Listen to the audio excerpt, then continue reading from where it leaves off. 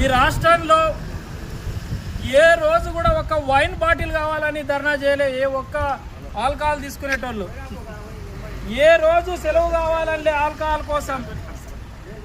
ఈరోజు ఆల్కహాల్ ఏమో ఈ రాష్ట్రం మొత్తం విపరీతంగా దొరుకుతుంది.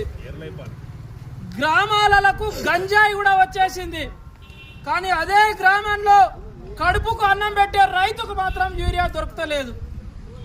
ఏందయ్యా అంటే కేంద్ర ప్రభుత్వం ఇవ్వాలి, నేనేం చేయాలని ఈయనంటాడు. మేము సరిపోయినంత ఇచ్చినాం, వాళ్ళు కరెక్ట్ ఇస్తలేరని వాళ్ళు అంటారు. మరి మందు బాటిల గురించి ఎప్పుడన్నా ఇట్లా అన్నారా మోడీ, రేవంత్ రెడ్డి?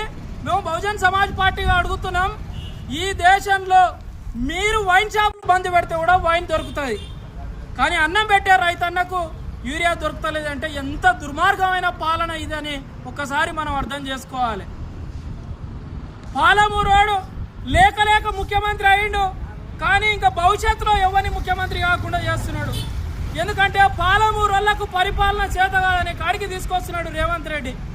మా పాలమూరు ఆయన్నే ఏ పార్టీ అయినా ముఖ్యమంత్రి అయినా అని సంతోషపడుతుంటే, ఆయన భవిష్యత్తులో ఈ వేరే పార్టీలలో అవకాశం వచ్చి ముఖ్యమంత్రి ఇస్తే ఇగో రేవంత్ రెడ్డికి ఇస్తే మొత్తం ఖరాబ్ చేసిండు పోయి మళ్ళీ మీ పాలమూరు వాళ్ళు ముఖ్యమంత్రికి పనికిరారనే కాడికి రేవంత్ రెడ్డి పరిపాలన వచ్చింది.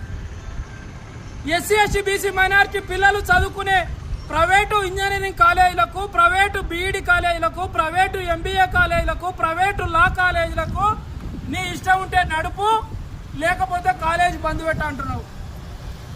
ఒకవైపు 10 ఏళ్ళు కేసీఆర్ పాలన చేసి ఆయన ఫీజు రియంబర్స్మెంట్ ఇవ్వలే, మళ్ళీ నీవు పరిపాలన చేసి